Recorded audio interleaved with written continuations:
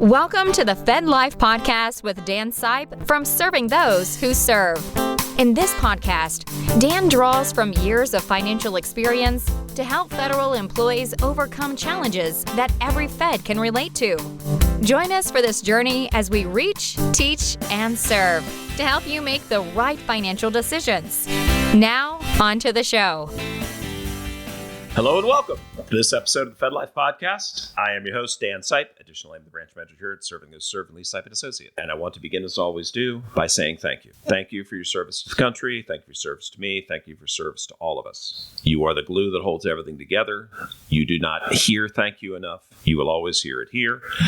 And I want to say thank you for taking the time to listen, because I am fairly giddy these days because we actually have episodes where thousands of people have listened. So that means you're probably sharing it with your friends. Please continue to do so. That is very gratifying for us. We will continue to work every single day to bring you the content that is going to be of help to you. Some of it's going to be more interesting. Some of it's going to be less interesting. But if you take this library as a whole, I don't think you're going to be able to find anything like it anywhere else on the internet related to federal benefits. We go into some areas that not a lot of people are interested in, but it's going to be there when you need it, should you need it. And that's why we're doing that. And the biggest reason we're able to do it is my partner in crime here, the guru, Ed Zurndorfer. Okay, Ed picks a lot of these topics for his FedZone articles, and then we choose to expand that through the podcast. So he is here once again as part of our ongoing mission to reach, teach, and serve you. And at the outset, I always need to say the opinions of our guest, Ed Zurndorfer, are not the opinions of Raymond James of Serving Those Who Serve. This podcast is presented for information only and not intended to be taken as advice. All listeners should consult their personal advisors before taking any action. If you don't have a personal advisor, call us at Serving Those Who Serve. We'll see what we can do to help you, or hit us up, stwserve.com. As we always like to do, we follow Ed's FedZone articles to give you one more way to take in the material. So today we've got a bit of a mixed bag. Ed penned an article in the FedZone covering the expansion of flexible benefit accounts for 2021 as a result of the American Rescue Plan. And we're going to go into that, and then we'll wrap up with an update on the unfreezing of student loan payments. So let's dive right in. Ed, the ARPA passed in March, and among its provisions, we got an expansion of the Dependent Care Flexible Spending Account program. So tell us about that, especially how it applies for FSA feds. Okay, so back in March, as you mentioned, the American Rescue Plan Act was passed. Mm-hmm. And as a result, the flexible spending accounts for dependent care and the federal employees have access to such fund through the FSA Feds program. Mm-hmm. They're getting an expansion of the amount that they can put into their flexible spending account for dependent care. It was $5,000 for many, many mm-hmm. years. But for this year, and I have to emphasize, Dan, it's only for this year, 2021. It's not a permanent change here. It's mm-hmm. increasing to $10,500 for 2021. Mm-hmm. So that was a major change. Sure. And I think it can't come at a better time, because mm-hmm. one of the things that you can use your dependent care for is to pay for summer day camp. Mm-hmm.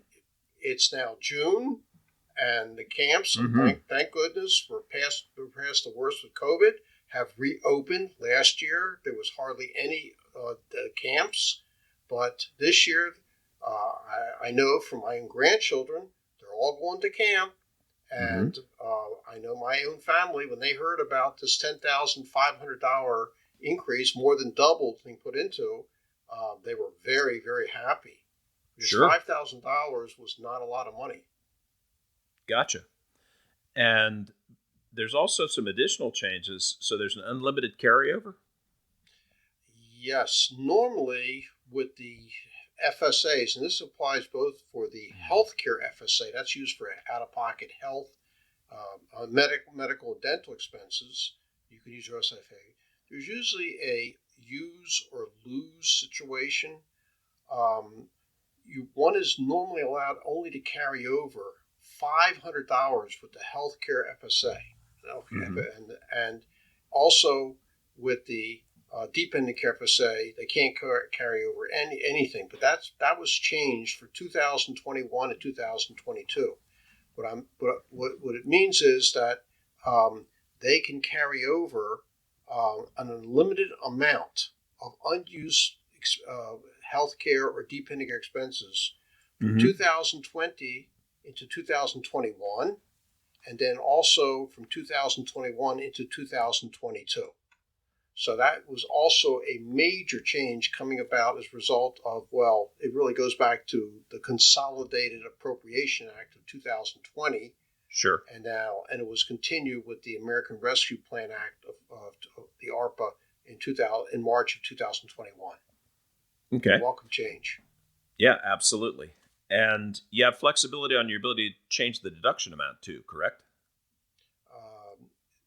That's correct. You can if you had set aside a certain amount for this year, for Mm-hmm. 2021, during the previous open season, which was held in November 2020.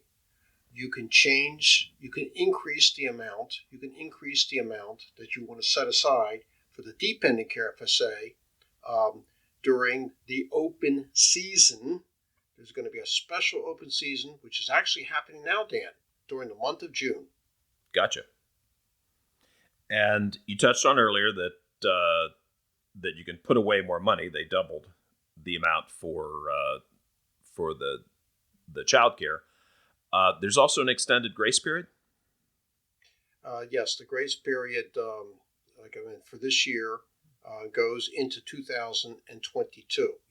Got it. You can use any unused funds from your healthcare FSA and your deep ending care FSA can be used in 2022. But there's one caveat, Dan, I got to mention about that. If one wants to carry over the unused funds from 2021 to 2022, they know they're not going to use up all the money in 2021. Mm-hmm. They have to re-enroll during the open season. In the open season this coming November, the open season is always held for FSA feds during the month from the second Monday of November. I checked the calendar. That's going to be November 8th through the second Monday of December, and I believe that's December 12th. Mm-hmm. During that open season, they have to make the election to re-enroll to the deep ending care and or the healthcare FSA for 2022. Gotcha. If they decide they don't want to have any more money withheld from their paycheck during 2022, that's fine. But they're just going to use the leftover funds from 2021. They have to re-enroll. Gotcha. And I had to chuckle here when I saw this last one that you noted, and that was that masks and hand sanitizing wipes are, if they're at least 60% alcohol, are covered. Man, I could use that last year. Unfortunately, let's say fortunately, we don't need it as much now, right? Thank goodness, yes. Thank goodness the worst is over. We all got our shots, hopefully, and that we don't need that.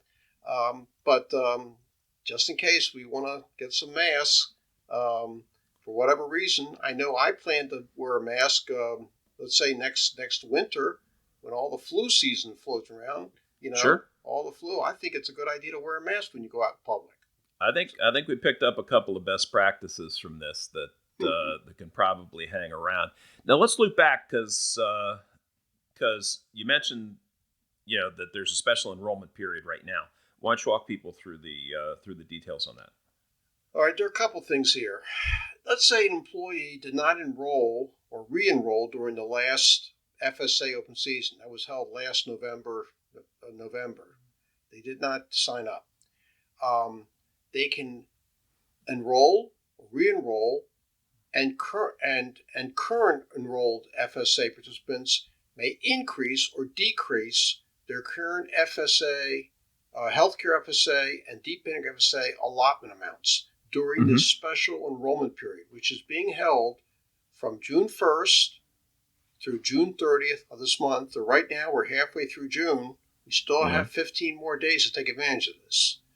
The special 30-day FSA Feds open season will give employees who did not enroll or re-enroll during last fall's FSA open season the opportunity to enroll for 2021.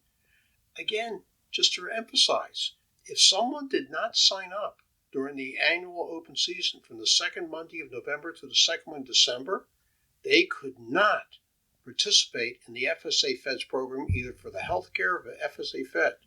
Here, they're given another opportunity in the middle of the year. If they feel the need, they have to.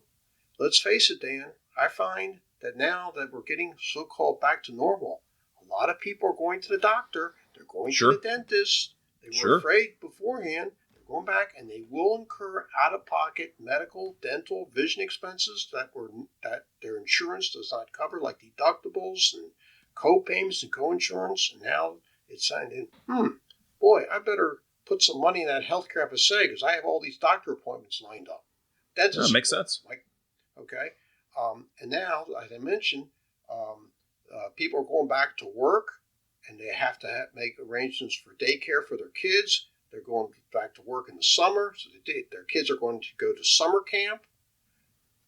We also have not yet, can't forget, that there are some federal employees who have dependents who need dependent care, such as parents. Let's say a Fed has a parent who lives with them, and the Fed has to go to work, cannot leave their parent alone, so somebody has to come to the house. They can use their dependent care FSA to pay for those expenses too, for the care of their parent, provided, of course, the parent can be claimed as a tax dependent, which most probably will be. Okay, so now that we're opening up now, people are going back to work. They're going to the doctor. People are finding out they have a sudden need to use these FSA accounts, and this gives them the opportunity for the rest of 2021 to, if they have money in there, they can increase the amount of money. But if they didn't enroll last fall, now they can enroll.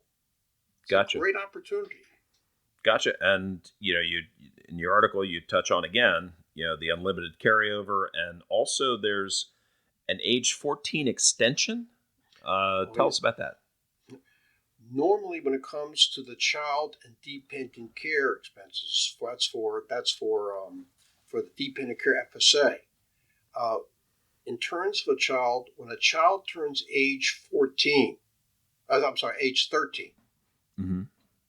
they turn age 13, from that point, that child is no longer an eligible dependent for dependent care expenses.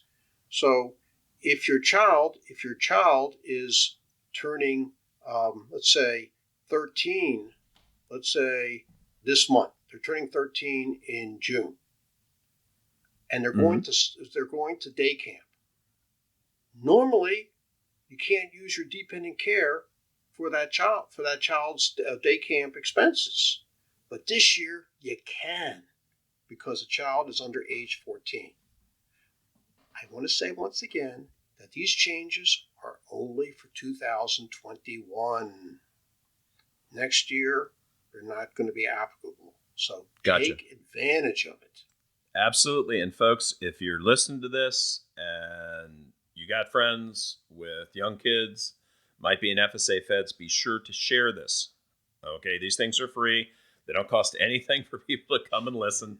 This is why we put them up there. And further, don't forget the FedZone article, fed-zone.com, because one of the things that Ed always does a great job with is put together some case study examples. And he's got some great ones in here. So this is really meant to be kind of a two-pronged approach to it. This is something easy. You can listen to it. Maybe I want to learn more about that. Right where to go, fed-zone.com for the source document. So absolutely head there, check it out. Now, Ed, let's pivot to your student loan article because, I kind of hate giving out bad news, but it was sort of the end of good news. That's the way I'll put it, because as a result of the pandemic, there were a number of breaks that people got as they should have. And one of them was that student loan payments were frozen, but that may be ending. So why don't you tell us about that? Yes, when COVID hit in March of 2020, at that time Congress authorized the suspension of federal student loan repayments.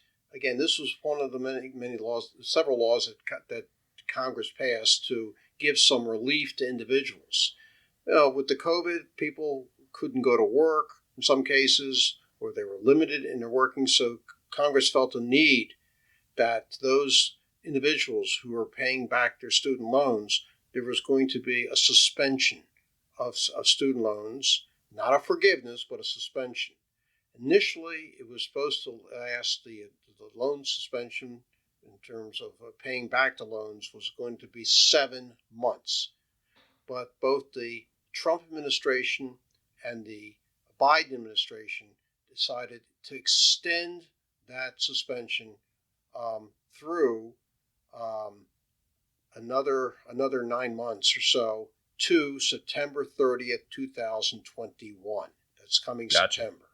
Okay.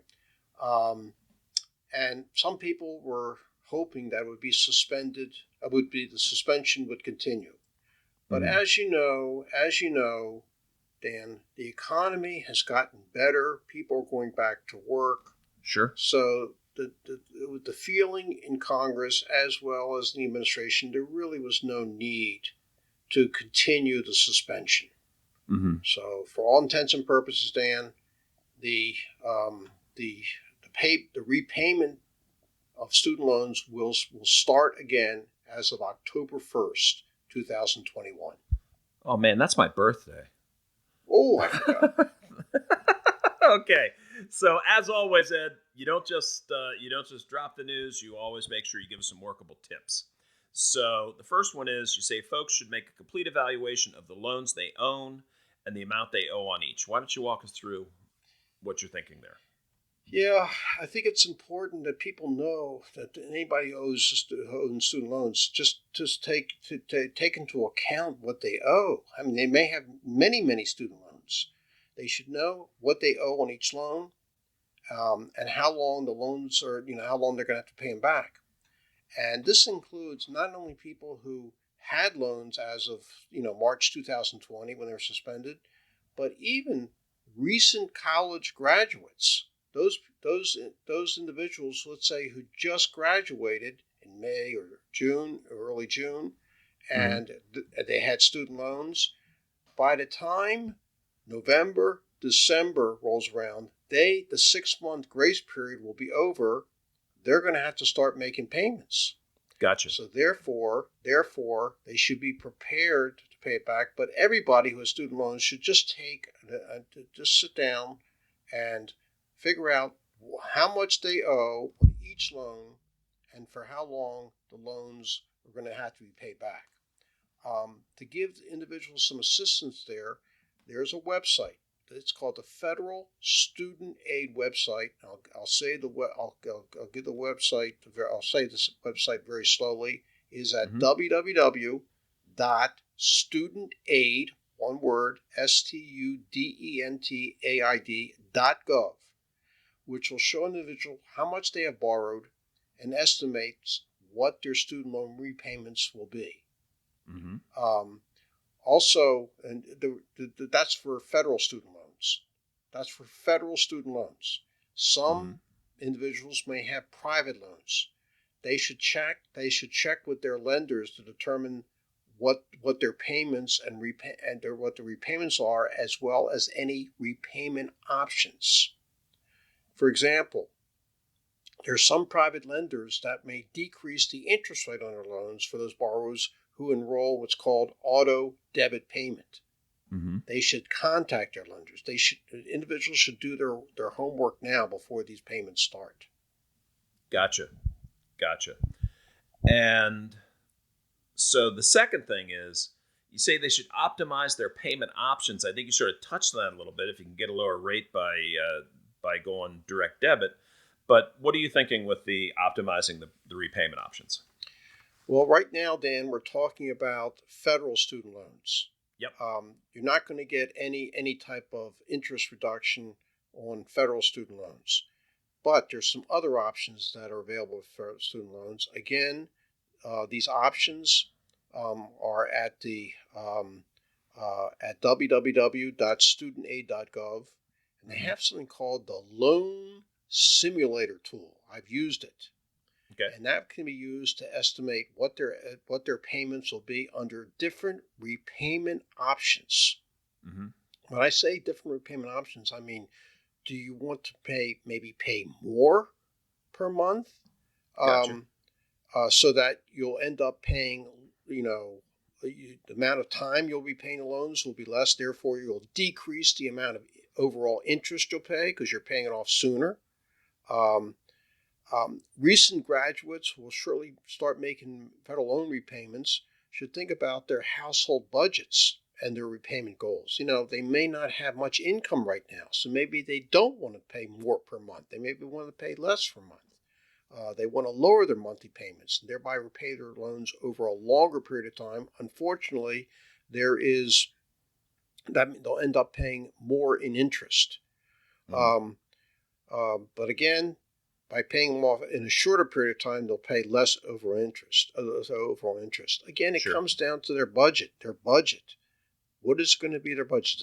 Recent college graduates, they have a job. Thank God the job market is pretty good now.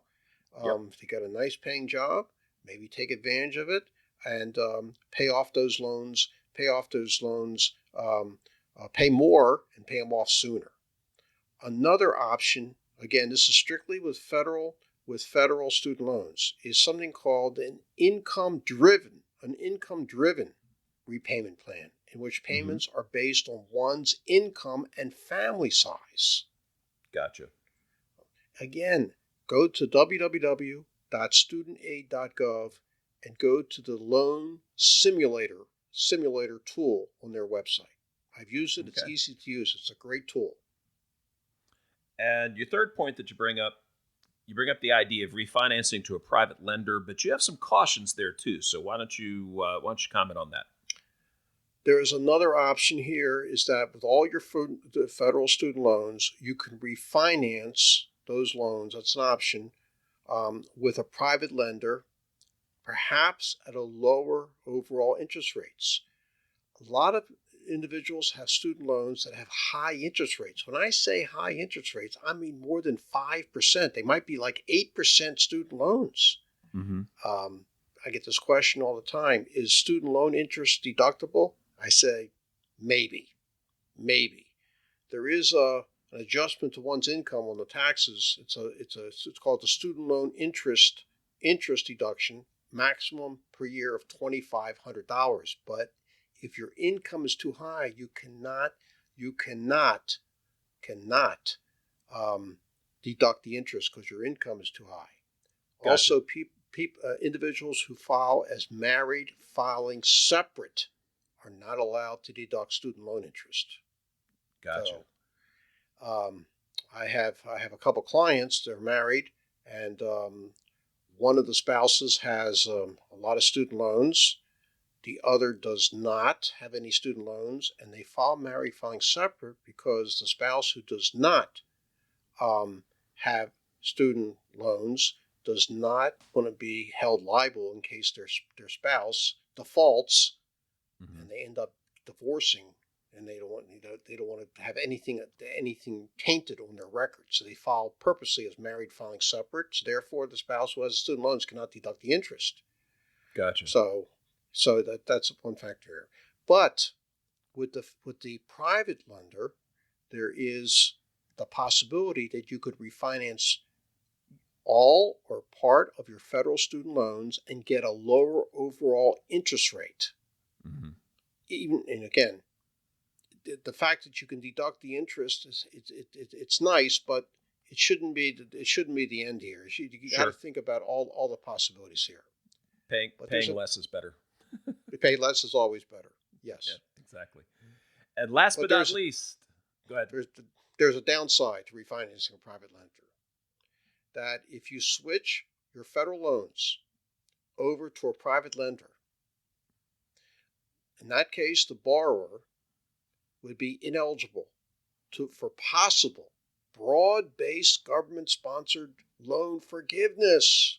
There's this talk about having student loans forgiven. Wouldn't that be nice, Dan? It would be nice. But it's not going to happen.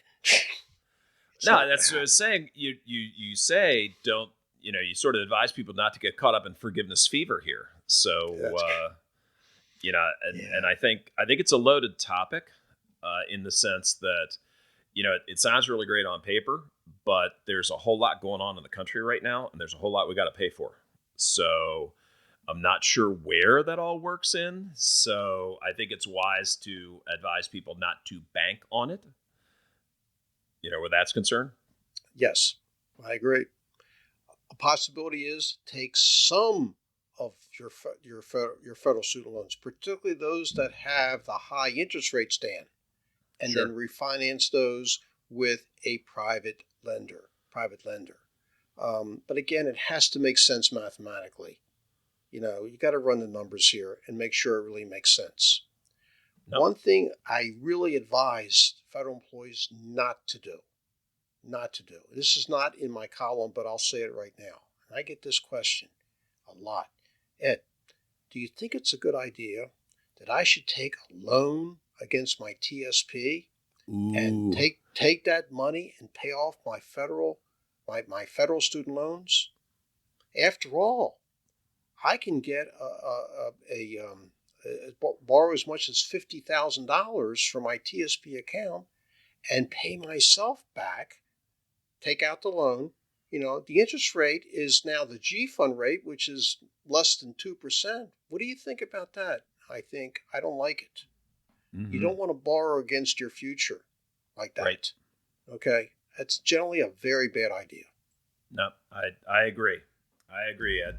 Well, once again, my friend, great stuff. And thank you for bringing it to our STWS Fed family. Again, I don't think there's any place on the web where you're going to find as diverse an array of topics as we keep putting out here. And, so just out of curiosity, Ed, do you think any of these thoughts or topics might make their way into one of the webinars you do for us? I will talk about one of our webinars we have, Dan, is called Financial Planning, where I talk about how employees should be doing in terms of their finances from day to day, saving for their retirement. Taking it. One of the things I talk about is the FSAs, why they're so important. Our next financial planning seminar, we just had one beginning of June. Unfortunately, will take place after June 30th, when the open season is going to be over. But I think it's important that people should listen so that next year they can plan for 2022 when it comes to their FSAs. Sure. And as far as the student loans is concerned, I will be talking about the resumption of student loan repayments, and I do mention about don't take out a TSP loan to pay off your student loan. So I do touch upon that subject in general when I do the financial planning webinars. Okay. Now, actually, Ed, full disclosure, you could have said no, and I still would have done it just to work in a plug. So I'm always going to find a way to plug your webinars with us. So, folks, do not miss Ed in the live webinars. I think we're up to 10 topics that we're going to be doing now, and be sure to, if you haven't been there in a while, be sure to visit our website. We've had some real refreshes taking place. Shout out to our good friends at Outright who helped us with that design. And one of the things that you're going to see is that we're going to have a broader ability for you to select webinars. We upgraded a lot of technology in there. So very, very soon you will see not only the next webinar up, but we'll also get the date up for the one after that, so that we're going to try and make it just as seamless and as easy for you to get what you need. And always keep in mind, there's plenty of buttons on that website. If you just got a question, just go ahead and hit a click, send the question. You're going to get an answer. That's it. We're not going to chase you, no sales pitches, anything like that. We're very proud of that. We've got a 5-year running track record now with these things, where people have just learned they can ask a question, they get the answer. We're going to keep going with that. But do not miss Ed, Jen Meyer, and now Matt Kramer. That dynamic duo of Ed and Jen has morphed into a terrific trio for Feds everywhere. And as I always like to do, Ed, I want to thank you on behalf of the Feds. No one covers as broad a stuff as you do. No one goes down into the details the way you do. It's fantastic. I don't know how you keep it straight, but I'm glad you do. I'm glad you do it with us. So thank you for that. My pleasure. Thank you, Dan, for giving me this opportunity. Folks, that is a wrap. We are serving those who serve. Be sure to subscribe to this podcast on our YouTube channel and Spotify. Share it with your friends, strangers, even throw in a couple of enemies, folks. Come on, we're coming out of COVID. It's time for everybody to be friends again. We haven't been around anybody to really get on people's nerves, so I think we should all be coming out and be real happy to see each other. Check us out on Twitter and LinkedIn, and don't forget, as I just mentioned, those live webinars every week. Hit the website at stwserve.com. You'll see the big button. Go ahead and click it. The guru will come to you, so you can listen to him in your bunny slippers if you want to. Sign up for one, sign up for all, share it with your friends. They will thank you. And be sure to read Ed every month in the Fed Zone. He's up every single week. We got other stuff in there too. Jennifer Myers, a regular. We've got Benefits Ben. Tons and tons and tons of content. As a matter of fact, when we got with our folks at Outright to keep upgrading the website and the tech, they said, man, you've got a lot of content. And that's our goal, to make sure that we are producing things that matter to you and help you. So, for Ed, the crew at Serving Those Who Serve, and me, Dan Sipe, good luck, Godspeed, and above all, remember, it's your FedLife. Make it a great one, because you deserve it. Stay well, everybody. We are out.